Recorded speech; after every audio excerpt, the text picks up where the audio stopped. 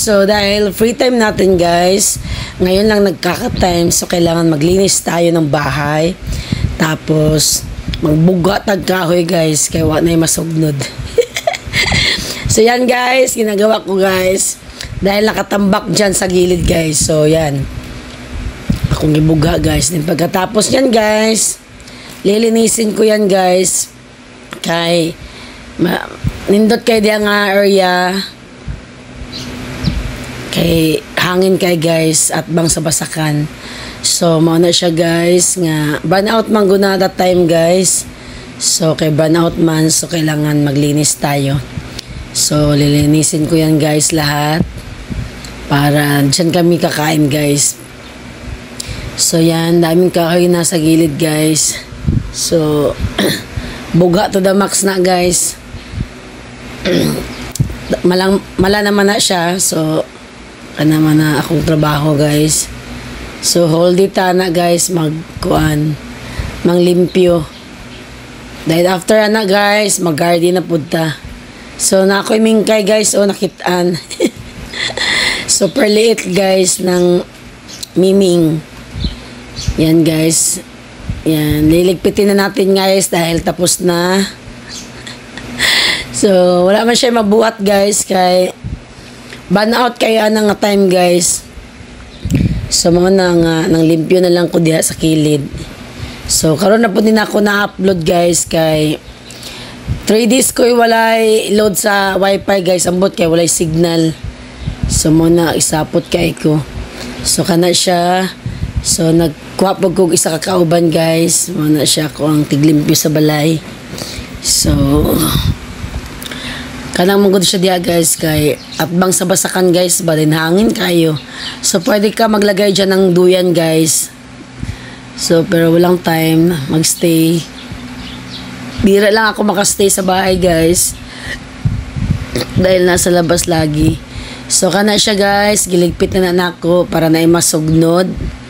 Then after ana best tora kong imingkay guys o naglakaw-lakaw.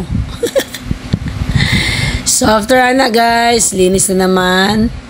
Yan guys, busy ang lola. So mauna siya guys, akong trabaho guys. So wala ko nagpahuway. Pwede na akong panglimpyo guys. Kana ako pa ng pangbutang sa daplin guys. Pwede pagkadaghan na. Tagan siya mga kahoy dia guys, mga 2x2, wala na gamit. So ato na siya pangwaon dia guys kay harang kayo. Balhin na to dito sa kilid guys kaya na may butanganan. So dito na tayo butang sa kwarto guys. So wala may nagstay sa pikas kwarto guys. So dito na akong gitambak ang pwede pa magamit. Kana dahil ang isa po dito guys ay pong dampasan pong daplin na guys. Busy kayang lola guys.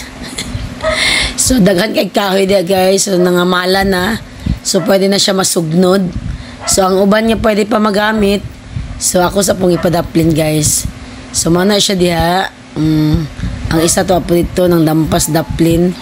Kaya marag tagas na jug sagbot guys. So mana ako ang trabaho guys. Oh. Kana ako na siyang pangwaon tanan.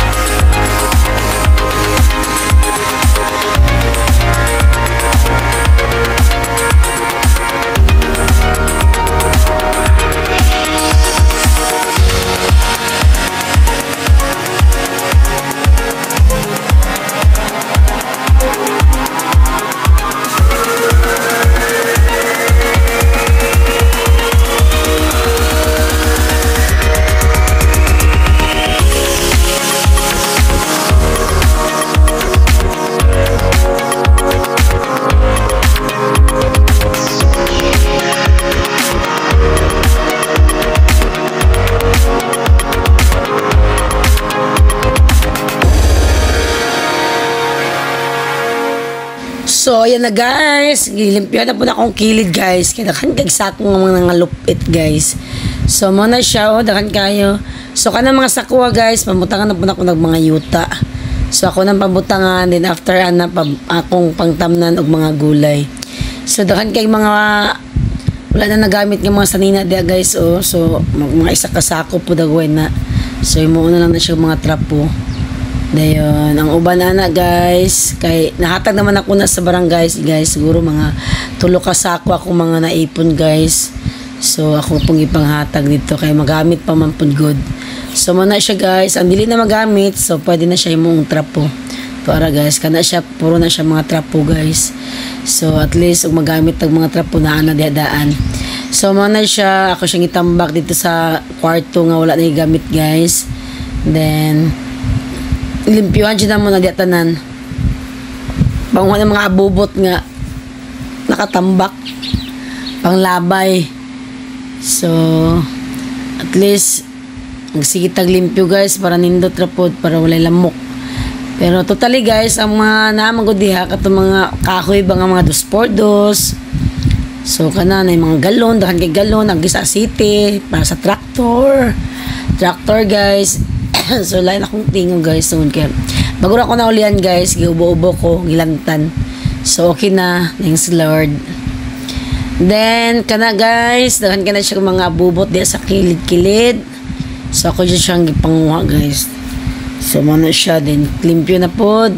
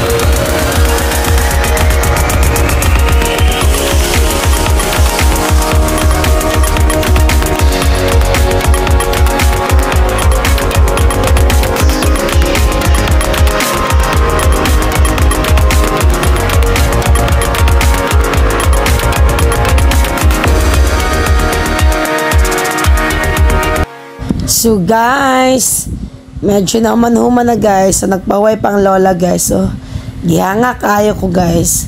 So sobrang hangak guys. Kapagod maglinis guys. So yan, hinihinga lang pig. So yan guys. Yan, nagpaaso-aso na ta guys. So yan, ang kainat nan guys, malinis na siya.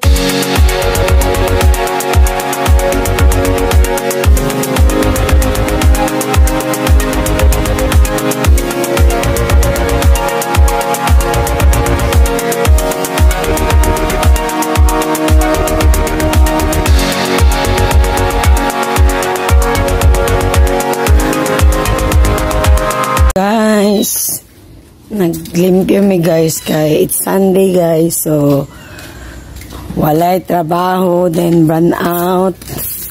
So kaya guys, yan guys, kapit na nahuman na guys, di pa mulungan ng mga bulak kani, di pa mulungan. Then after ani guys, wala na guys, hindi na koral. So nadiri ang mga giputol nga mga bulak guys. So nadiri sa lansones. Thank you sa lansones. So mga na guys, sa mga bunga sa lansones guys. So napaos ko guys, so mga na siya guys. So kana. So ayun guys, para limpyo na dayon ang balay.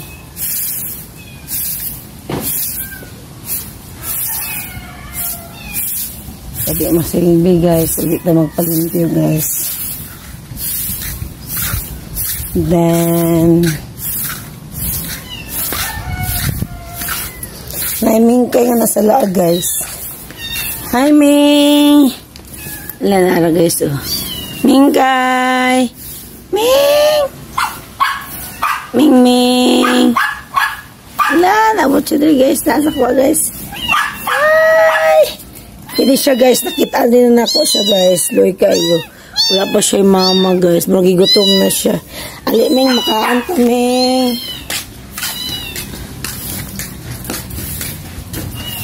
Sa si Miho guys, oh. Giktan ako si Miho guys. Kaya wapay ligo. Miho! Miho! Akong iro guys nga si Frina. Tingnan guys. So, mo ni siya ko ang dog nga si Miho. Maligo taron ha. So, kana siya guys. Mo na maglimpyuhan guys. Yung area. Kay para, diri na may mukhaon guys. Kay hangin man kay siya din eh. Bintang kay siya diri sa hangin guys. Oh. So, mo na siya diya guys. Na yun. May bintang kay siya sa basakan guys.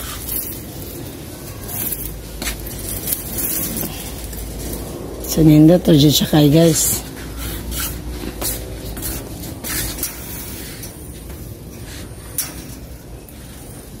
So, muna siya guys. Ang mga hitabo karon. Okay guys. Burnout man rin good whole day. So, muna siya nga among gilaan sa pagpanglimpyo guys.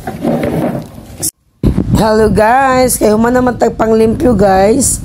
So, mag-prepared na po ko og mga pat gani guys nga wala mga sulod. So, lagyan ko siya ng buhangin guys dahil kukuha kami ng mga seedlings guys. May libreng seedlings sa DA. So, may talong, kamatis, okra, pipino, atsal, sili. So, dami guys. Maraming seedlings guys. So, kaya ililipat ko yan guys. Yung mga buhangin na nandyan sa gilid kasi nasira na yung mga sako na pinaglagyan. So, ililipat ko siya sa mga pot guys. Yung mga balde na hindi nagamit. Mga butas na. So, yan. Magagamit pa natin guys. I-recycle lang natin. So yan guys, niready ko na. Nilubos-lubusan ko na guys kay tomorrow sa Lunes yan. May pasok ako niyan guys. So yan, nilagyan ko muna ng mga buhangin yung mga pot guys. Para at least ready na pagdating ng seedlings. So yan, medyo maambon-ambon pa nga yan guys. Yun, lalagyan ko siya ng mga buhangin guys. Ayan. So syempre, yoko tayo guys. So yung likod natin guys, masakit. Tanda ng lola guys. So hindi talaga. Sa totoo, bawal kasi namin guys. Pagka yumuko kami guys, sobrang sakit ng mga likod guys. Ewan ko ba, ba't ganito yung lupus. Ganyan talaga guys, yung may sakit na lupus. Pero yung akin guys, ini-exercise ko na lang. Ayan, ililipat ko siya guys sa may balde. Yung mga buhangin dyan guys, kasi sira na yung sako guys eh. Pinagtaniman ko yan dati ng mga gulay guys. Yan, nilagay ko lang sa sako dahil nilagay ko lang sa gilid ng ano namin guys, ng dryer namin. So yan, daming buhangin guys. Ayun, napagod na. Isang balde pa lang yan guys, pagod na guys. So kailangan lalaban lang tayo para matapos. Ayan guys, yung sa kabilang side guys, may mga tanim na. So yan, ready ko lang, nilagyan ko lang ng mga buhangin para dire-diretso na yung trabaho guys. Kasi wala na naman tayong time, busy na naman tayo, hanap ng pera guys. So ayan, mahal kasi guys pag bili tayo ng bili, kaya kailangan natin magtanim. Ayan, super fertilizer talaga yung buhangin guys. Matagal na kasi yan dyan eh. Kaya yan, lilipat ko siya sa mga pot guys. Ayan, kasi yung isa kong kasama guys, yung sa bahay, yung tagalinis guys, yun, nagwalis pa dun sa kabila. So yan, garden ko naman yan, kaya yun, ako gagawa. Yan, dandahan lang kasi, kaya ano, tagal matapos. Ayun, daming pot na yan, nilagyan ko, yung balde nilagyan ko din. Ayun. Masakit ang likod. Masakit ang likod ng lola guys. So ayan, yun, nilagay ko siya sa gilid, kaya para taniman niya ng ano guys, sili at kamatis. Yan, maglalagay ako ng kamatis diyan guys. So sa next video ko guys, papakita ko sa inyo yung kahinatnan ng aking garden. So sa ngayon guys, nag-prepare lang muna ako ng mga pot guys, pinaglagyan ko ng buhangin. So mauna siya, ngak may butang sa daplin. So dahan-dahan lang tayo para hindi tayo ma-slide. Kaya umo-slide, lagubo ang lubot. So yan ang ginagawa ko guys. Mulde ako niyan guys. Una, naglinis kami. Pagalawan, inarrange ko yung mga kahoy dun sa gilid. Yun, nagbis akong kahoy guys. Then, yan, pinakalas na ginawa ko. Naglagay ako ng mga buhangin sa pot guys. Kasi yung may mga pot ako guys na hindi na nagamit, yung sa mga halaman dati. So yun, yung iba naman, yung sa mga pintal na mga lata guys. So yun, pinaglagyan ko. Ayan. Ayan, ang dami pang buhangin guys. Ayan, pinaglagyan ko siya. Tingnan nyo guys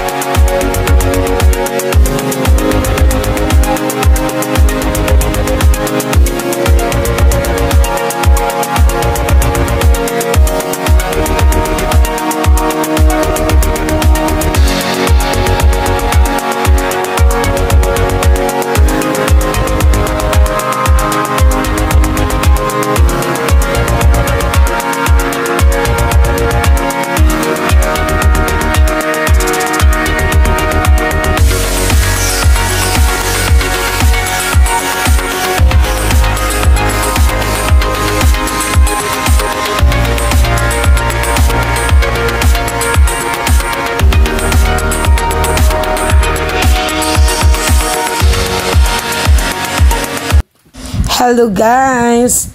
Yan yung nasa mga gulong guys. Yan yung pipino ko. So lilinisin ko siya guys. Kunin ko yung mga damo niya. Tapos guys, yan.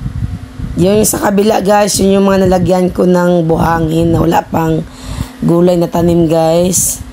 Yung mga pat pa yun guys, nandun sa gilid. Yan yung nilagyan ko. Tapos itong mga gulong na to guys, yan yung mga pipino ko guys. Ayan, i-cultivate natin yung mga pipino guys. Yun. Nilinisan ko yan guys. No? So, mauna na siya kung mga tanong diha guys. So, yan. Ayusin natin yung lupa niya, yung buhangin niya. So, yun. Niturok na ko ang pipino guys. Mauna siya diha, ang area sa akong mga pipino. So, nindot kay guys, no? Mga na-recycle lang yan guys. Yung gulong, tapos yung mga balde na hindi nagamit, yung mga lata sa pintal. Yun, magagamit natin guys. Basta magkugi lang dyan ta guys. Mananom tag mga utanon. So yan, kulang pa nga yan guys eh. Doon sa kabilang area guys, sa tapat niyan, hindi ko pa naayos. Kasi nga, nasira na yung mga sako. Ililipat ko na naman siya sa sa bagong sako na naman, tapos taniman na naman siya ng talong. So yan lang muna ang inuna ko guys, yung pipino, tapos dun sa kabilang side, yun wala pa yung mga tanim. So dun sa tapat naman yan, mayroon pa dun tayo guys na gagawin, pero sa ngayon wala pa. Relax muna tayo. So yan lang muna unahin natin kasi hindi kaya ng power yan guys. Hindi kaya sa power ko guys, pagod na. So tingnan nyo guys